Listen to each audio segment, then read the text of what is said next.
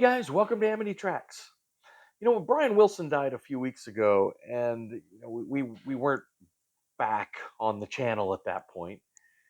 In fact, that's probably one of the things that kicked my butt into gear to maybe get back on because I really wanted to talk about Brian.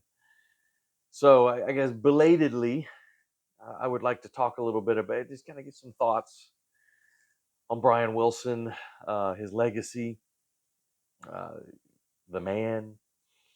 And this video is going to be a bit more personal than most of my videos. I'm going to talk about myself a little bit and at least sort of what Brian Wilson's music has meant to me on a more personal level. It's kind of interesting because I didn't even like the Beach Boys.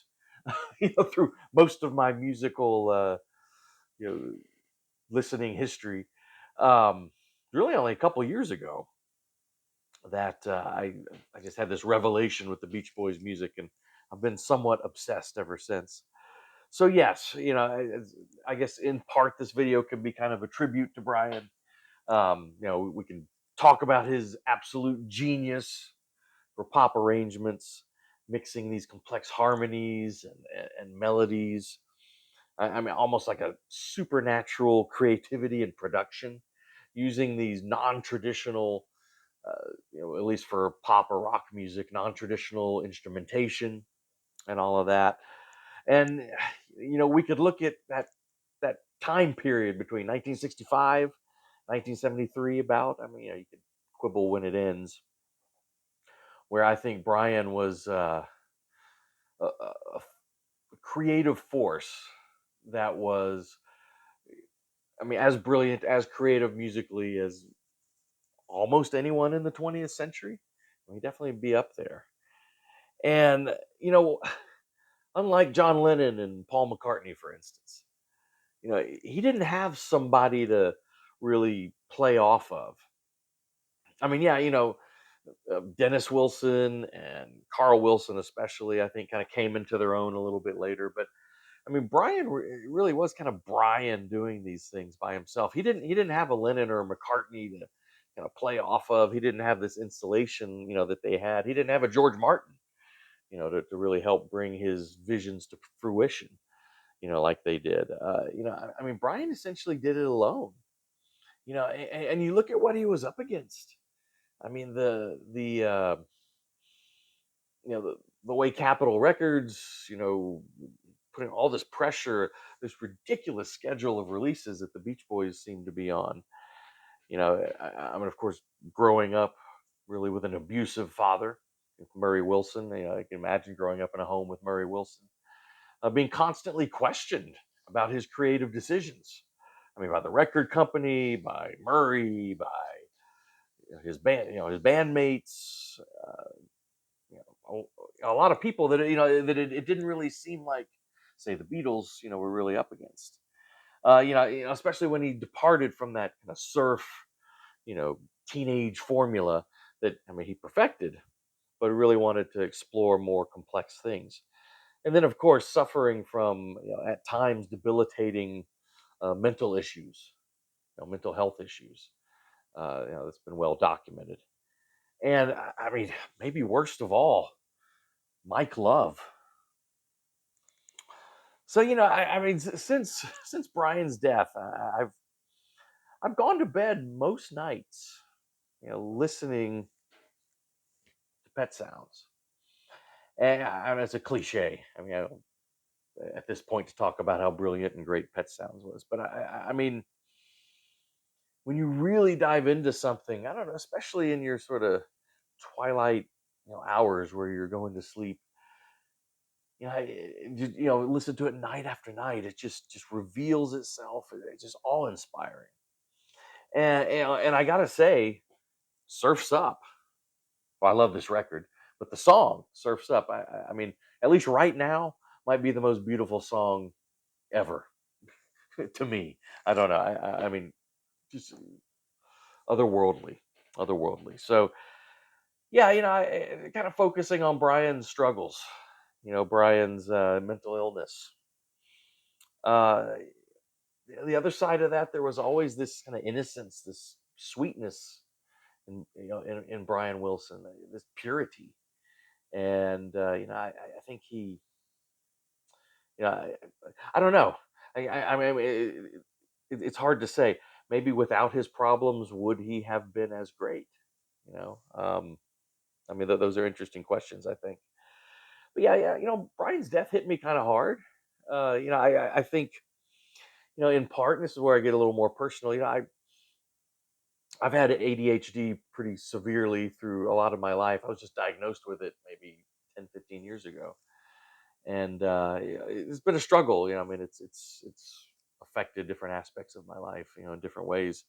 And yeah, and I've had bouts of depression, anxiety, yeah, not all the time, but sometimes come with that. And yeah, I mean, we all have struggles. I'm sure you a lot of you guys have had struggles as well, and that's, I don't know, maybe that's one reason I've at least in recent years really connected with Brian Wilson and his music, kind of knowing what he was often going through, um, yet still creating this music from God. I mean, just amazing stuff. At least at his peak. And I mean, I know Brian's issues were much worse than mine have ever been, but yet he still created this art, this beauty, this music. So I don't know, when he passed, I mean, I was really thinking a lot about it, and like I said, I've been playing. I mean, well, Pet Sounds mostly, but a lot of the other Beach Boys records too, um, a lot, and thinking about that. So I don't know if inspiration is the right word. You know, maybe admiring Brian's perseverance. Through all of through Mike Love, through mental illness, the abuse he suffered, record company indifference and expectations. Alternatively, did I mention Mike Love? Yeah, I mean, it's amazing. It's amazing that he was able to accomplish what he did. And I thought in my own much less creative endeavors through my life, would I have been able to do what I've done, at least with my songwriting and whatever, without the ADHD? I don't know. I mean, it's interesting questions. But anyway, just some thoughts. I wanted to say thank you to Brian for the music he did leave behind. Rest in peace, all of that. So, while we're on the personal level here, I did want to talk a little bit about something else. This is like totally different topic.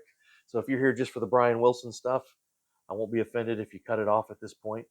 But I did want to talk because of where I live. I wanted to, I don't know, say a few things about these floods here in Texas. I live in San Antonio, Texas. I grew up in Houston, but I've lived here in San Antonio forever. And then we are about an hour, maybe a little more than an hour away from Kerrville and Hunt and all the Ingram, all these places in the Texas Hill Country, which if you've ever been down here, it is a beautiful part of the state. I love that I live so close to it. There's a lot to do up there. The rivers and the hills, and, hiking and the camping and like all this stuff. And so I mean I know the fires in California hit people really hard emotionally who live in that region. I know, so it's a regional thing a lot of times. A lot of times you live in you live far away from something, you see it on the news, you can feel for it, but it doesn't hit you kind of at a visceral level, maybe, unless either you have some sort of similar experience or you live close to it. So in my case, it's right next door, all of these floods. And I attended one of those mini summer camps that you've heard talk on the news so much about, when I was growing up. In fact, um, it was in this same area as Camp Mystic, which is that girls' camp that's really been all over the news. Just uh, profoundly sad. The 27 young girls and counselors that were washed away and were killed. Um, we camp I went to, we had dances and social events with Camp Mystic, growing up. So it's a very kind of personal level thing. I went out there yesterday or today. Um, drove out there. I've got a I've got a good friend whose family owns one of those many summer camps out there, and I just wanted to do something.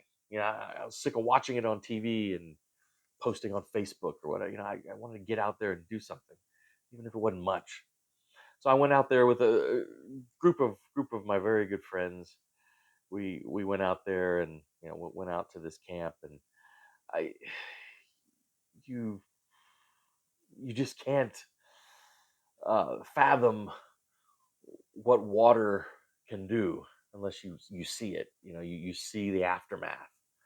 Massive trees. I'm talking huge trees, uprooted, lying on their sides. On the side of the riverbank.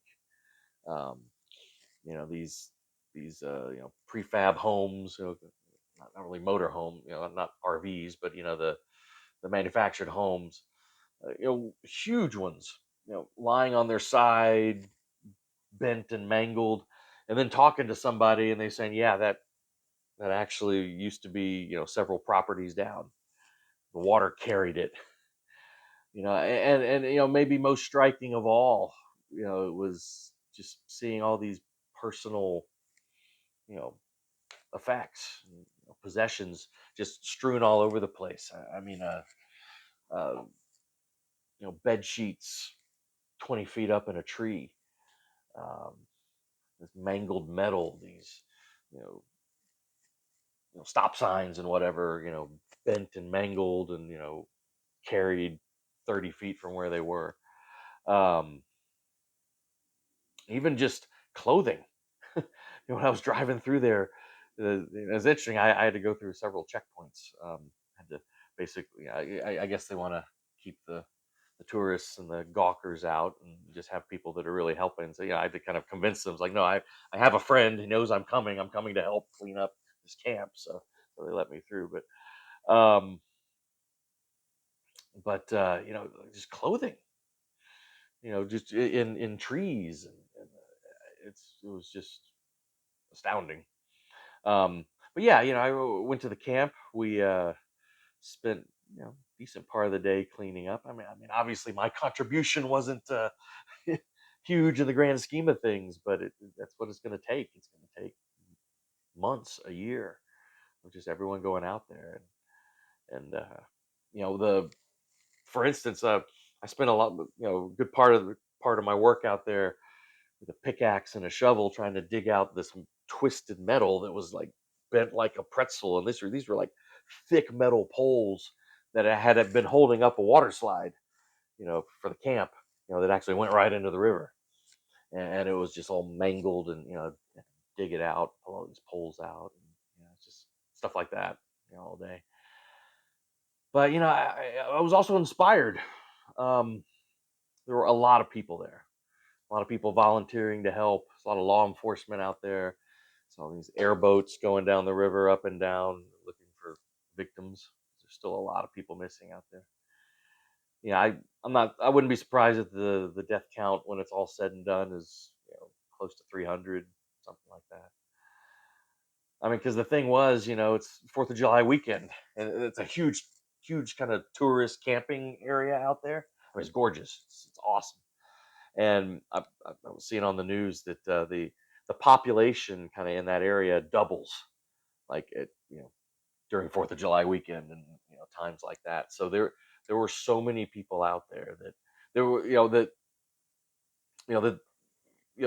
they didn't know it was out there. These are people from out of town or whatever coming in to just to do whatever, and it's just, anyway, it's a mess.